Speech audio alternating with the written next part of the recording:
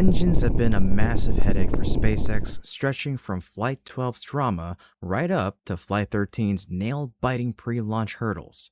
Now, though, SpaceX has earned the right to be proud as most of those terrifying gremlins are officially solved. However, a few stubborn landing quirks still need ironing out to achieve absolute perfection. Let's do a quick deep dive into what actually happened to the Super Heavy engines and Starship during this high-stakes flight on this episode of Great SpaceX. Let's do a quick deep dive into what actually happened to the Super Heavy engines in particular and Starship in general during this most recent high-stakes flight. Flight 13 was arguably SpaceX's ultimate mic drop answer to its anxious fans and the broader aerospace community after months of rampant speculation, and it totally promises to unlock even bigger, cooler prospects moving forward. So as a massive show of support for SpaceX and our channel, please hit subscribe if you haven't already to stay looped in on unexpected space news that none of us can predict. The rock-solid foundation for that futuristic utopia always lies in relentless progress, and one of the absolute main characters in this flight is the engine. I'm going to get straight to the point because in this industry, we always have to find ways to hustle past problems instead of crying over spilled liquid oxygen. As I've talked about ad nauseum, the engine was the biggest disaster on Flight 12, especially on the booster side, which triggered a massive post-flight mishap investigation. The FAA ultimately concluded the root cause was severe heat effects on propulsion system components during ascent alongside some wonky engine alarm system settings. After the aggressive B-20 hot fire tests, it looked like the headache was cured, but the universe decided to laugh by throwing a curveball and aborting the very first launch attempt.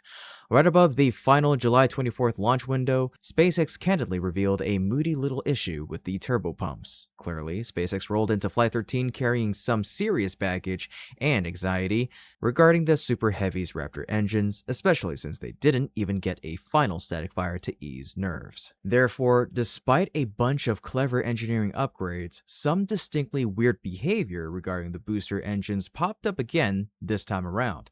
Specifically, the drama centered entirely around the landing burn sequence. After completing its controlled freefall phase at an altitude of approximately 3 kilometers right at T plus 6 minutes and 26 seconds, the engines fired up to slam on the cosmic brakes. Normally, boosters are supposed to wake up 13 middle and inner ring engines to decelerate rapidly.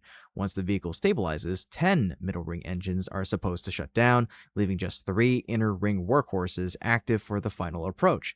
However, from the absolute start of the landing burn all the way through the next 6 seconds, the exact number and position of the active engines looked pretty sketchy. Initially, only 10 engine gimbals activated, while 3 engines sitting in the middle ring, 2 clumped together and 1 directly opposite, refused to wake up, and they didn't fire at all later either. Less than a second after that, 2 more engines, 1 in the middle ring and 1 in the inner ring, suddenly choked and shut down. Finally, the remaining 3 middle ring engines cut out, leaving a lonely squad of just 5 engines running, 2 in the inner ring and 3 in the middle. The fact that 3 engines completely ghosted the command led to wild speculation that they were malfunctioning, preventing SpaceX from throwing enough power at the deceleration phase. Clearly, activating the full complement of engines was necessary because before cutting to the engine diagram, telemetry showed B-20's descent speed was still screaming along at over 2,000 kilometers per hour at an altitude of roughly 7.5 kilometers. That velocity might have dipped slightly by the time the landing burn actually triggered, but I firmly believe SpaceX should have fired up more engines for optimal braking. Furthermore, the fact that 2 engines operated for less than a second right after ignition raises serious suspicions that this wasn't some intentional chess move, but rather a low-key failure. As a result, the entire landing burn essentially limped along with just 5 active engines. This definitely slashed the overall effectiveness of the maneuver, making it feel like final second flight control wasn't quite dialed in. Flawless vehicle control is an absolute non-negotiable requirement for nailing a booster catch with the Mechazilla arms. SpaceX has already pulled it off 3 times, but those were with an earlier, much simpler version of the booster that featured totally different engine layouts and grid fins. The upcoming V3 architecture is going to introduce massive upgrades to the navigation system alongside a brand new launch pad. That kind of hardware demands precision down to the exact second and centimeter, which is why a sloppy maneuver just won't won't cut it. That being said, there are still plenty of wildly optimistic predictions defending B-20's chaotic final maneuver. This hopeful camp speculates that SpaceX intentionally wanted to pull off a specific booster flip and therefore deliberately withheld certain engines to create a balanced differential thrust across the vehicle sides.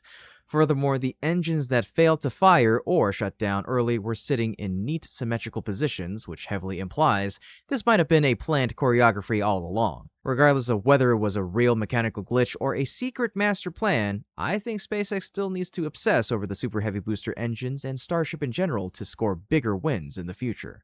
Do you think this weird engine hiccup is a massive red flag, or are there other underlying issues we completely missed? Drop your hot takes in the comments down below. Of course, after dragging the problems into the light, we still need to hype up the incredible things the Starship engines actually achieved. Let's be real, with all those pre-flight turbopump scares I mentioned at the top, we were sweating bullets about whether the ship would even survive the ascent phase. But this time, the rocket cleanly ripped off the launch pad without a single scrub. Obviously, that was the exact moment we could all collectively unclench our shoulders, proving that the Ox turbopump saga was thoroughly conquered after a grueling week of all-nighters by the engineering team. Right behind that came the ascent phase, which was the exact spot where Flight 12's booster engines famously imploded. As you probably saw, this time all 33 Raptors fired like clockwork, scoring a literal zero failure rate. That kind of reliability unlocked peak aerodynamic performance during the punch into the upper atmosphere. That rock-solid reliability was dialed up even further once the flight transitioned into stage separation and the boost-back burn. This is the exact highest-stress phase where Starship's propulsion systems have to toggle on and off with Swiss watch precision, and they totally nailed the assignment. Right after separation, SpaceX orchestrated a gorgeous shutdown of the booster engines, starting with the 8 symmetrical engines in the middle ring at T plus 2 minutes and 19 seconds, followed by the outer ring, before cutting 20 outer engines into staggered waves. This theatrical shutdown method wasn't just visually stunning, it showcased elite thrust management designed to keep the vehicle perfectly balanced. The sequence wrapped up with just 5 engines maintaining steady thrust right up until separation. The absolute second the upper ship fired its own engines to pull away, the booster instantly kicked off its boost-back burn. At that exact moment, the remaining booster engines fired back up, again moving sequentially from the inside out in a buttery smooth sequence, allowing for absolute mastery over the booster's speed and trajectory. Even the final boost-back shutdown process executed a textbook-perfect transition from the outside in. It's safe to say that the booster engine management during the first half of this flight was genuinely world-class, arguably the cleanest performance of any test flight to date. Clearly, if they can squash those lingering doubts surrounding the terminal landing phase, the entire operational flight profile will be bulletproof. The upper ship's engines were equally impressive. We had plenty of low-key anxiety about how the upgraded ship would handle the vacuum of space, but it's fantastic that 0 ship engines failed this time around. This proves beyond a shadow of a doubt that whatever gremlin messed with the Raptor vacuum on Flight 12 has been thoroughly exterminated. Thanks to that newfound reliability, the ship enjoyed a buttery ascent before coasting into a prime state for payload deployment. On top of that, it successfully pulled off an in-space engine relight that ran longer than any previous attempt, proving it's officially ready for deep space missions and beyond. The Raptor's journey finally wrapped up with its own terminal landing burn, which relied on just 3 active engines. All 3 engines successfully restarted, permitting a smooth flip, deceleration, and precise navigation toward a controlled splashdown. Because the ship miraculously refused to explode upon impact this time, post-landing camera angles gave us a pristine look straight into the engine compartment, which looked remarkably intact. Flight 13 can easily be stamped as a monumental stepping stone for the Raptor engine program. Most flight phases demonstrated elite reliability, empowering SpaceX to exercise near total control from ignition to splashdown. Sure, there was a minor hiccup with the Super Heavy during the landing phase, but knowing this team, it'll get patched up faster than you can refresh your feed. This success completely opens up massive, highly lucrative potential for the next flight. where the ship might actually claw its way into a true, full orbit, or perhaps even get snagged out of midair by the Mechazilla arms, as Musk recently teased. We'll definitely break down those wild possibilities in the next episode, so stay tuned. Now, let's totally shift gears and talk about one of the biggest logistical nightmares currently facing SpaceX's crown jewel, Starship's little sibling, Starlink. Starlink has officially snowballed into the largest satellite constellation in human history, with over 10,800 currently circling the globe and more than 9,000 actively hammering out internet traffic. While offering game-changing connectivity, its massive footprint is turning low Earth orbit into a cosmic rush hour. According to the latest FCC report, Starlink satellites executed a staggering 207,152 autonomous avoidance maneuvers between December of 2025 and May of this year, nearly 60,000 more than the previous window.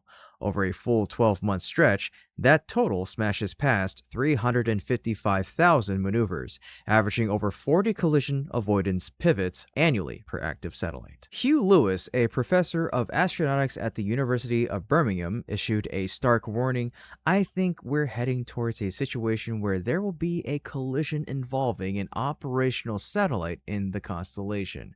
And it will not be for the lack of trying to avoid those things. It'll be in spite of all those maneuvers."